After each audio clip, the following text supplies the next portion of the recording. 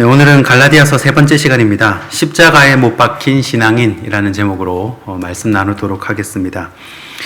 갈라디아서를 어떻게 하면 잘 이해할 수 있을까? 그래서 제가 가진 자료들을 한번 쭉 훑어보면서 요런 부분, 요런 내용을 알면 갈라디아서를 좀 더 쉽게 이해할 수 있겠구나 해서 그런 부분만 제가 한번 뽑아서 정리를 한번 해봤습니다. 갈라디아 교회에 대하여 해가지고 나눠드린 이 유인물을 먼저 한번 보시면요. 요거 한 장이면 이 갈라디아서에 대해서, 이 갈라디아 교회에 대해서 어느 정도 정리가 되겠구나 해서 좀 도움이 되는 부분만 한번 모았습니다. 이 갈라디아 교회 하면 어느 한 교회를 지칭하는 것이 아닙니다. 갈라디아 지역에 있는 교회를 말하는 거예요. 그러니까 이것을 1차 전도 여행 중에 이게 적었다고 이렇게 보니까 1차 전도 여행이라면 우리 안실 구버 비루 더루 이비 버앗 안을 외웠잖아요. 안실 구버 비루 더루 이 이고니온부터 시작합니다. 이 더루 이 비 비시디안들 더베 아딸리아 요 지역을 오늘 지도는 첨부를 안 했는데 요 한 4개 지역을 이 갈라디아 교회라고 칭하는 겁니다. 그래서 한 교회가 아니라 이 지역 안에 여러 교회를 칭한다고 보시면 됩니다. 그러면 이 갈라디아 교회 안에 분명히 이방이죠. 예루살렘은 아니니까요. 그럼 이 갈라디아 교회 안에 교회 구성원들은 어떻게 되느냐? 보면 단순합니다. 이방인 그리스도인, 그리고 유대인 그리스도인, 그리고 거짓 교사들, 이렇게 세 부류로 나눠서 이 갈라디아서에 등장한다고 보시면 됩니다. 자, 그러면 갈라디아 교회의 강점과 약점은 무엇이냐? 자, 갈라디아 교회의 강점을 먼저 보시면요. 첫 번째는 성령에 대한 경험이 있습니다. 그러니까 맹탕은 아닌 거예요. 그냥 척 하는 건 아니에요. 뜨거운 불도 있고, 주님을 만난 체험도 있고, 나름 신앙이 있는, 뜨거움이 있는 그런 교회입니다. 성령의 불을 받은 교회예요. 그런데 우리가 아시다시피 우리가 뭐 청소년 시절에 수련회 가가지고 한번 은혜 받았다고 완전 또 이렇게 바뀌는 게 아니지 않습니까? 군대 갔다가 또 돌아오면 또 이렇게 원래대로 바뀌는 것처럼 이게 이제 은혜가 이 성령의 불꽃이 사그러들지 않는 것이 중요하잖아요. 그래서 이번에 보면요. 자신들을 위해 헌신적으로 최선을 다해 섬겨주는 지도자 바울이 있었다는 거. 이게 정말 큰 복 중의 복입니다. 야, 성도들을 사랑하고 내일처럼 챙기고 성도들을 정말 사랑하는 그런 사역자가 있다. 세상에 그런 복이 어디 있습니까? 그죠? 이 복 중의 복을 받은 교회가 갈라디아 교회예요. 이런 사도 바울과 같이 알뜰살뜰 챙기는 사역자가 있었다는 겁니다. 세 번째 보시면 바울에 대한 헌신적인 사랑과 열정이 있었습니다. 이 받을 줄만 아는 것이 아니라 또 이 사역자에 대해서 굉장히 섬길 줄도 알았어요. 그래서 바울에 대해서 이 헌신적인 사랑과 열정이 있었음을 또 알 수가 있습니다. 자, 그런데 어느 교회나 약점이 있기 마련이죠. 이 약점이 어떤 약점이 있었냐면 첫 번째를 보시면 다른 복음에 쉽게 미혹이 되는 겁니다. 누가 이 말하면 그런갑다. 그러고 저 말하면 그런갑다 하고 이렇게 너무 쉽게 휘둘리는 거예요. 이 체험 중심의 이 신앙을 가진 분들이 이제 말씀에 깊은 베이스가 없으면 이렇게 휩쓸릴 수가 있습니다. 누가 어떤 환상을 봤다면 혹하고, 누가 어디 뭐 병 고친다 하면 혹하고, 이게 이 말씀의 베이스가 없어서 그렇거든요. 그러니까 이 갈라디아 교회의 약점 중 하나가 이 다른 복음에 쉽게 휘둘렸다는 거예요. 자, 그리고 두 번째 약점은 뭐냐면 핍박을 면하려고 쉽게 복음을 버렸다는 것입니다. 사실 이 부분이 쉽지가 않죠. 예를 들어서 뭐 처자식이 있다. 그런데 교회 나오면 잡아간다. 뭐 그런 곳이 실제로 있죠. 북한도 그렇고 중국도 지금 폐쇄 다 했습니다. 선교사님 다 돌아오셨거든요. 중국도 그렇고 중동은 말할 것도 없고요. 지금도 이런 나라가 있습니다. 그러니까 이 핍박을 면하려고 쉽게 복음을 버림. 참 이 부분은 쉽지 않은 부분인 것 같습니다. 그런 면에서 이 사도 바울이 진짜 목숨을 내어놓고 이 사역하는 이 사도 바울이 대단한 거죠. 세 번째는 할례를 통해 육체를 자랑하려 한다는 것입니다. 이제 율법 아래 있는 거죠. 나의 행위, 예를 들어서 나는 3년 동안 새벽기도 한 번도 안 빠졌어. 나는 이 성경을 10독 했어. 제가 성경 몇 독 했다고 중국에 이제 강의를 서한에 강의를 간 적이 있었는데 성경 매독했다고 이렇게 얘기를 했다가 굉장히 곤란을 겪은 적이 있었습니다. 왜냐하면 이 중국 사람들은 보통 성경하면 30독, 50독, 100독 이렇습니다. 그러니까 뭐 강의한다고 이렇게 뭐 매독했다 이렇게 말을 못 꺼내는 거예요. 이게 이 열심이 보통이 아닙니다. 기도도 얼마나 그래 뜨거운지. 아무튼 그런 걸 자랑한다는 거예요. 내가 얼마나 많이 읽고 또 내가 얼마나 많이 이렇게 헌신을 했다. 뭐 이런 거를 자랑한다는 거예요. 자, 그러면 이 갈라디아 교회 안에 거짓 교사가 문제인데 이 거짓 교사들은 과연 누군가, 어떤 이단들인가 한번 보겠습니다. 첫 번째는 거짓 교사들은 유대적 배경을 가진 자들로서 그리스도의 복음을 받아들인 자들이다. 즉 유대인 그리스도인들이다. 유대인들입니다. 말하면 유대교 신약과 구약 사이에 400년 동안 신구약 중간기라고 있어요. 그때 생겨난 것이 유대교입니다. 유대교. 율법의 전통을 쭉 따라오다가 이 유대교가 생겼는데 요때 요 사람들은 꼭 요거를 지켜야 이제 구원을 얻는다고 생각을 하는 거죠. 이 사람들이 예수를 믿었어요. 성령을 체험했습니다. 너무 은혜가 되는 거예요. 교회를 다니는데 옛날 그거는 이제 계속 유지가 되는 거예요. 똑같은 하나님이고 자기 하나님이고 근데 메시아가 예수님이란 걸 이제 인정을 해야 되는데 인정을 하지만 플러스 할례도 필요하다. 플러스 절기 지키는 것도 필요하다. 플러스 코셔 뭐 음식법을 지켜야 된다. 이런 것들이 다 포함이 되는 거예요. 그러니까 어려운 거죠. 자, 두 번째 보시면 사도행전 15장 1절에 2절에 나오는 어떤 사람들과 유사한 자들로서 그리스도의 복음 이외에 모세의 법을 따라 할례를 통한 구원을 주장하는 자들입니다. 이들 또한 예루살렘 교회의 일원이었지만 예루살렘 교회의 공식적인 가르침이나 지시 없이 독단적으로 행동했던 자들입니다. 자, 그리고 요 사람들이 찾아오는 거예요. 이 예루살렘 이스라엘에 있다가 갈라디아 지역까지 직접 찾아옵니다. 대단한 사람들이죠. 그 멀리까지 와가지고 율법 지켜야 된다. 뭐 예수는 믿지만 율법 지켜야 된다. 할례 받아야 된다라고 강하게 말했던 사람들입니다. 자, 세 번째 보시면 이들은 이단이라기보다는 그리스도의 복음에 대한 유대적 입장의 해석을 첨가하여 모세의 율법적인 요소들을 주장했던 자들로 볼 수 있다. 이게 어려운 겁니다. 왜냐하면 이단은 아니에요. 이 교회에서 이렇게 말할 때 이단은 아니고 이단이면 그냥 치료해버리면 되는데 또 예수님 믿는단 말이에요. 예수님 믿지만 요거 우리 교회는 원래 요런 할례는 했어. 뭐 요런 율법은 지켰어. 이렇게 해가지고 이 모세의 율법을 강조를 하니까 뭐 이거 구약 성경이니까 부정하기도 그렇고 부정하면 구약 성경을 부정하는 거니까요. 모세를 부정하는 거니까요. 이게 애매한 겁니다. 그래서 어려운 거죠. 자, 네 번째입니다. 거짓 교사에 대한 표현들. 어떻게 이 사람들을 표현하냐? 이 사람들 똑같이 예수 믿는 사람들이에요. 똑같이 유대인 그리스도인입니다. 그런데 예수님만이 길이다라가 아니라 예수님 플러스 다른 것을 첨부를 하니까 이렇게 표현하는 거예요. A번에 교란케 하는 어떤 사들. 그 다음에 B, 가만히 들어온 거짓 형제. 가만히 들어온 거예요. 살짝. 그 다음에 세 번째, 꿰는 자. 은근히 꿰는 겁니다. 네 번째, 진리에 순종치 못하게 막는 자. 자, 그리고 2번에 요동하게 하는 자. F. 어지럽게 하는 자. 교회를 어지럽히는 거죠. 이렇게 불려졌다는 겁니다. 그리고 다섯 번째, 그러면 과연 다른 복음 갈라디아에서 그러는데 과연 다른 복음이 뭔가? 다른 복음이 뭔가? 살펴보시면요. 첫 번째, 자유를 엿보고 종으로 삼고자 한다. 이 종은 율법 아래 종입니다. 율법을 탁 대는 순간 다 지켜야 되잖아요. 족쇄에 처있는 거예요. 이 율법에 이 종으로 삼고자 하는 거예요. 두 번째, 율법을 강조하는 자. 그 다음에 C, 절기들을 지킴. 유월절, 안식일 뭐 이런 걸 다 지켜야 된다라고 하는 거죠. 그리고 D에 할례를 강조하게 됩니다. 이렇게 다른 복음의 내용들이 있고요. 그러면 다른 복음과 또 우리 사도 바울이 말하는 이 복음을 구체적으로 한번 비교를 해보았습니다. 자, 다른 복음, 왼쪽에 보시면 사울의 사도권 공격되어 있죠. 이 사람들이 먼저 주장한 것이 사도 바울을 공격을 한 겁니다. 사도를 인정을 안 한 거예요. 사역자로 인정을 안 한 겁니다. 자, 그래서 첫 번째 보시면요. 다른 복음 쪽을 보시면 1번, 예수님을 만난 적이 없어요.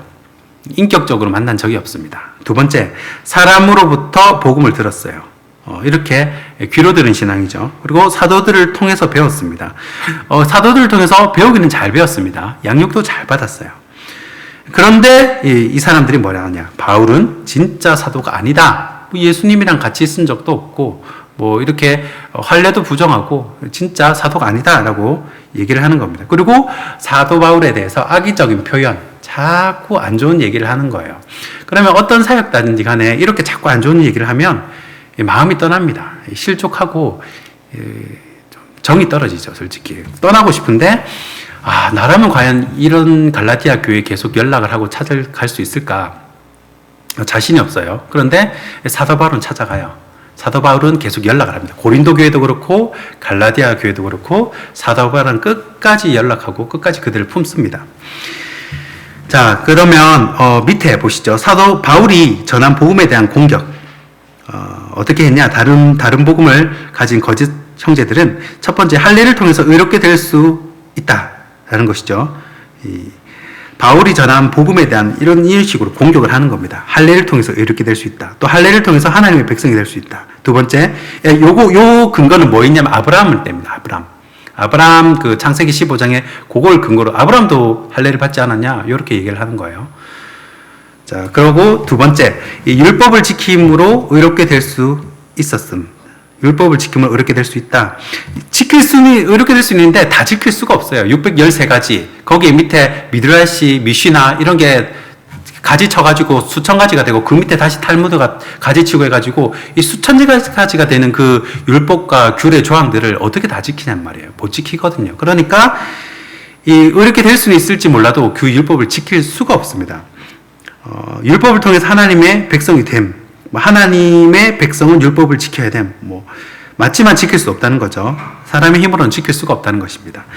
자, 그래서 그리스도를 믿는 믿음 이외에 율법을 지키고 할례를 받아야 하나님의 의로운 백성이 될 수 있다라고 그렇게 주장을 하는 것입니다. 자, 그러면 이 그리스도의 복음을 보면요, 이 사도 바울의 이 사도권 공격에 대해서, 자, 사도 바울의 반론은요, 첫 번째 그리스도를 계시로 만났다는 거예요. 오늘 새벽 말씀에 이 구절이 있었죠. 그리스도를 계시로 만났다. 두 번째, 계시를 통해서 복음을 알았다는 것입니다. 그래서 바울은 참 사도다라고 이야기를 합니다. 자, 그리고 밑에 보시면 바울이 전한 복음에 대한 공격 1. 믿음을 통해서 의롭게 될 수 있음. 자, 믿음을 강조하죠. 믿음을 통해서 하나님 백성이 된다는 것입니다. 이것 또한 창세기 15장에 나옵니다. 아브라함이 하나님께서 부르실 때 밤에 새벽에 별 보고 밤에 별을 보러 나가죠. 그러면서 이제 하나님이 봐라, 이 내 자손이 이 별과 같이 많게 해줄 거다. 근데 그때 자식 한 명도 없었어요. 그런데 아브라함이 그 말씀이 믿어지는 거예요. 믿었다는 거예요. 그런데 하나님이 그 믿음을 보고 의롭게 여겼다라고 되어 있는 거예요. 이 사도 바울이 그 구절을 가지고 오는 거죠. 물론 아브라함이 할례를 받았지만 그 할례 때문에 의롭게 여김을 받은 게 아니다. 그건 나중의 일이다. 믿음으로 의롭게 되음을 얻었다라는 것이죠. 두 번째는 성령을 따라 행함으로 의로운 삶을 산다는 거죠. 성령에 따라 사는 삶. 하나님의 백성은 성령의 인도하심을 받습니다. 하나님의 의로운 백성이 되는 것은 오직 예수 그리스도를 믿는 믿음으로 가능하며 하나님의 백성은 율법의 행위를 지키며 살아가는 것이 아니라 성령의 인도하심을 따라 살아가야 한다라는 것입니다. 자, 성령의 이 인도하심, 조명하심이 중요하다는 것이죠. 그러면 이제 기록 목적이 나옵니다. 이런 걸 살펴보면 이 갈라디아서를 왜 적었나? 기록 목적이 나옵니다. 첫 번째는 바울의 사도권을 변증하기 위해서. 자, 13서신 중에서요, 원래 서신서의 형식이 있습니다.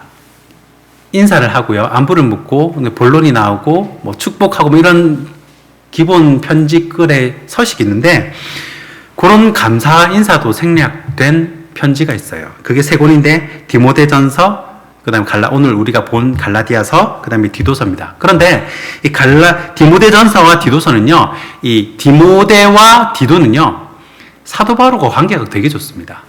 굉장히 절친한, 가까운 동역자예요. 그러니까 친한 사이니까 바로 이렇게 얘기할 수도 있겠죠. 그런데 이 갈라디아서는요, 화가 엄청난 상태예요. 왜? 자기 자꾸 뒷담을 하잖아요. 저 사도는 믿을만하지 못하다. 사도가 맞냐? 인정을 하고 자꾸 이러니까 화가 나잖아요. 바로 이렇게 다이렉트로 들어가는 겁니다. 그만큼 화가 나 있다는 거죠. 두 번째는 거짓 교사들이 전하는 다른 복음에 대항해 복음을 변증하기 위해라는 것입니다. 다른 복음에 대항. 플러스 예수 외에 이외에 플러스 율법인 거죠. 한마디로 교회에 사공이 많은 겁니다. 자, 그리고 세 번째, 거짓 가르침에 의해 떠난 자들을 돌아오게 하고. 자, 그들 이제 회유하는 거죠. 이 누가 떠났겠습니까? 이방인 그리스도인들이 떠났겠죠. 다 그렇게 그 율법으로 잣대를 대는데, 나는 태어난 환경도 다르고 그 배경도 다른데 자꾸 디도한테, 디도는 헬라인이거든요. 그리스인인데 자꾸 유대주의 그걸 다 절기 지키라고 뭐 할례 받으라 하고 이러니까 좀 마음이 상했을 겁니다. 이 교회가 왜 이렇나. 많이 떠났겠죠. 그러니까 그 사람들을 회유하기 위해서 이렇게 편지를 보냈다는 거예요. 실족해 했다는 거죠. 그리고 네 번째, 자유하는 삶, 즉 성령 안에서 행하며 사는 삶을 가르치기 시작했고요. 또 이 믿음으로 의롭게 된 백성의 정체성에 합당한 삶을 가르치기 위해서 이것을 적었다는 것입니다. 자, 이 말씀을, 이 내용을 정리를 하면요, 어느 정도 이제 갈라디아서가 머릿속에 이제 쏙 들어오게 됩니다. 자, 오늘 읽은 본문은 사도 바울이 초대교회 수장이라고 할 수 있는 베드로에게 책망한 부분입니다. 오늘 읽은 부분은 보통 한국교회 내부를 보면 사람의 속성이 그렇습니다. 이 대통령이나 높은 분들에게 이 인사권을 가지고 있다든지 이 재정권을 가지고 있는 분에게 고개를 숙이는 일은 정말 쉬운 일입니다. 하나도 어렵지 않아요.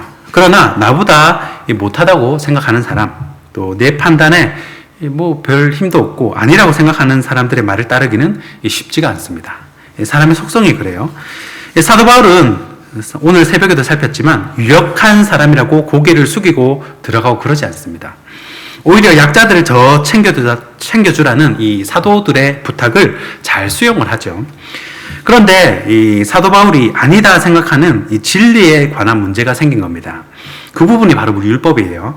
예수님을 믿는 믿음으로 우리가 구원을 얻는 것인데 자꾸 모세의 율법을 지켜야 구원을 얻을 수 있다고 마치 자기가 율법 전문가인 것처럼 그렇게 얘기하는 사람들이 있었다는 겁니다. 그래서 사도 바울이 예로 든 사람이 아브라함이에요. 그래서 아브라함을 끄집어낸 겁니다. 밑도 끝도 없이 아브라함을 끄집어낸 것이 아니고 거짓 교사들이 아브라함처럼 할례를 받아야 구원을 받는다. 자기들이 먼저 그렇게 얘기를 했어요. 아브라함 봐라. 할례 받았다 아이가. 이렇게 먼저 얘기를 꺼낸 거예요. 그러니까 사도 바울이 아브라함은 믿음으로 의롭게 여김을 받았다고 설명을 해주는 거예요. 믿음으로 의롭게 됨이 먼저거든요. 할례를 받은 사건보다.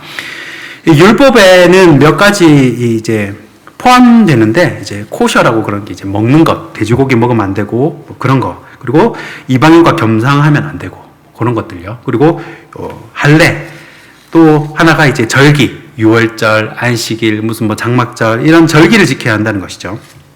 자, 그 중에 이방인과 겸상을 하면 안 된다는 이 율법절에가 이 베드로한테 딱 걸린 겁니다. 안 그래도 이 문제는 예민한데 이 초대교회 수장이라고 할 수 있는 베드로가 아직도 이 율법 아래에 있는 사람처럼 행동을 하니까 이 사도 바울이 직접 찾아가서 책망을 한 거죠. 그래서 오늘은 이 게바의 책망 사건을 통해서 주시는 사도 바울의 메시지는 무엇인지 한번 살펴보는 시간을 갖도록 하겠습니다. 첫 번째는 완전한 사람은 없다라는 것입니다. 오늘 본문 11절 말씀입니다.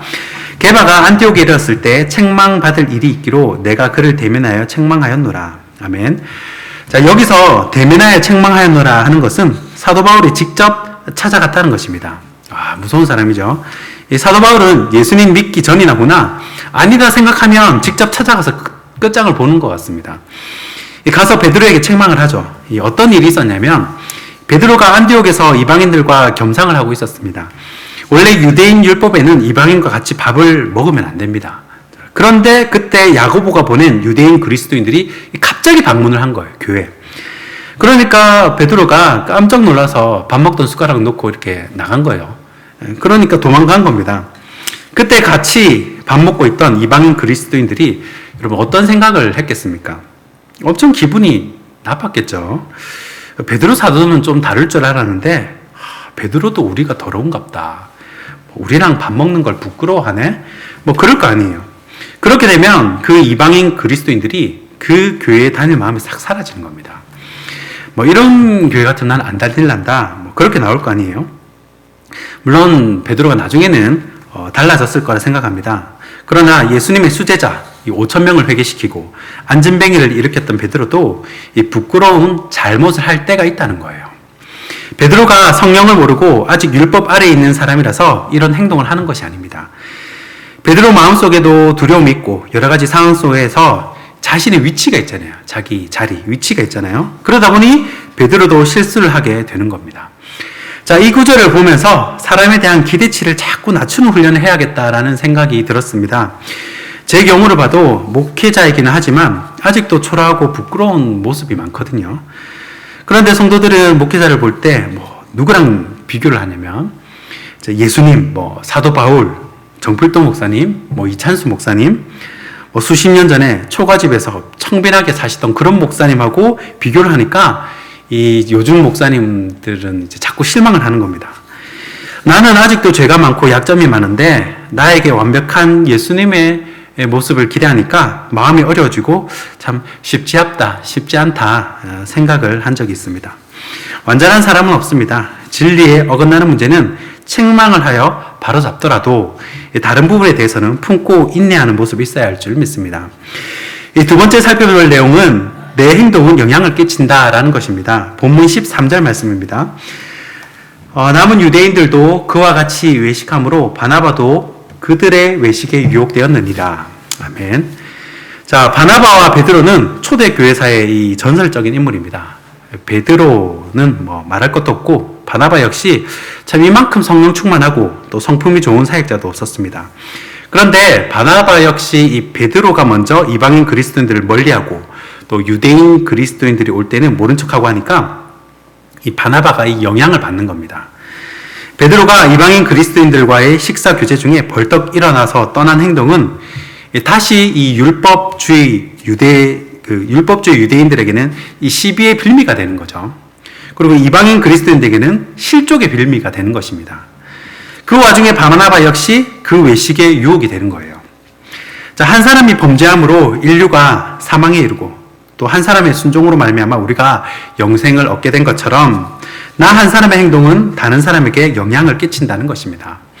이 한 사람의 불의가 여러 사람을 실족하게 할 수도 있고 또 한 사람의 용기가 여러 사람에게 힘을 줄 수도 있다라는 것입니다.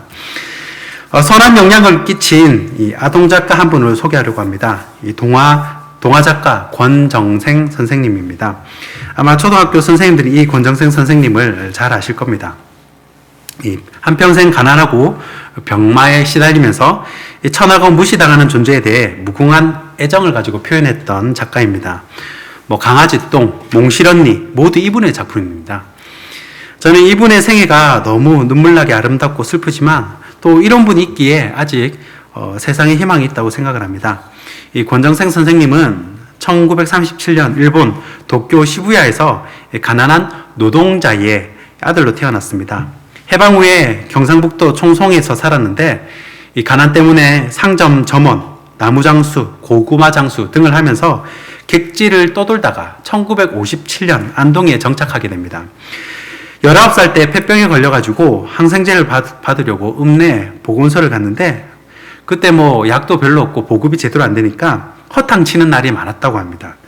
같이 폐병에 걸린 친구들이 하나 둘 죽어가고 자신도 이때 병 때문에 합병증이 생겨서 평생 이 몸에 오줌통을 달고 다녔다고 합니다. 그러면서 부모님도 차례대로 돌아가시고 집도 없고 또 비빌 언덕도 없어서 1967년에 경상북도 안동시 일직면에 일직교회 이 토담집 사택에 살면서 종지기를 하면서 이제 사찰처럼 그렇게 살게 된 거죠. 지금도 열악한 사척이 많지만 그때 사택은 말도 못하게 허름했다고 합니다. 여름이면 소나기에 뚫린 창호지 사이로 개구리가 들어오고 또 여름에는 개구리 들어오고 겨울에는 또 쥐가 그렇게 들어왔다고 합니다. 방이 따뜻하니까. 그래서 발가락을 깨물기도 하고 그러면서 또 정이 들기도 했다고 합니다. 1969년에 단편 동화 강아지똥을 발표하면서 동화 작가로의 삶을 시작했다고 하는데 제가 영상을 하나 준비했습니다. 제가 작년인가 재작년인가 새벽 예배 때 한번 보여드린 적이 있습니다. 보신 분도 계실 건데 사실 제가 오늘 이 영상을 보고 또 은혜를 받고 감동을 받아서 제가 좋아하는 분이 몇 분 있거든요. 이 사도 바울도 그런 삶을 살았지만 장기려 박사님, 제가 이전 교회에 있을 때 그 장기려 박사님 가족이, 친척이 다 그 교회에 계셨어요. 제 교구였습니다. 항상 간증을 해주시더라고요. 그 사촌 여동생이랑 장기려 박사님, 그리고 이런 권정생 선생님, 사도 바울 다 비슷한 삶을 사셨던 분입니다. 그래서 이 영상을 보고 결말을 대신하려고 합니다. 이 초대교회 안에 보면 이런저런 문제도 많고 또 실수도 하고 서로 미움과 반복이 교회 안에 있었습니다. 하지만 사도 바울이 강조했던 것은 결국 나는 죽고 예수님 닮은 사람이 되느냐라는 것입니다. 내가 얼마나 죽고 또 예수 닮은 사람이 얼마만큼 되느냐. 갈라디아서 2장 20절이 바로 그 내용이죠. 나는 죽고 예수님의 성품을 드러내는 삶. 영상을 보고 말씀을 마무리하도록 하겠습니다.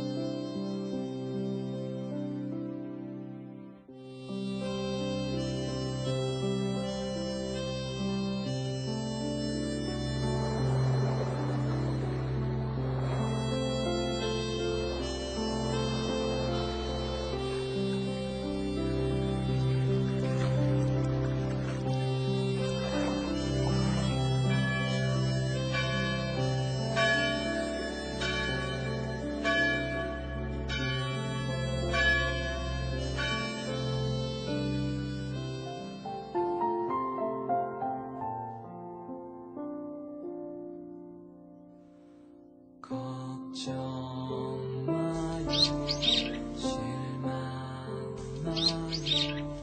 저 멀리서 별이 내려올 때 울지 말고 바라봐요.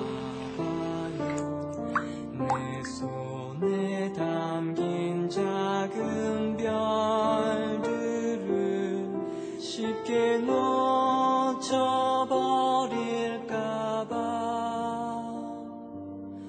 그만 놓쳐버릴까봐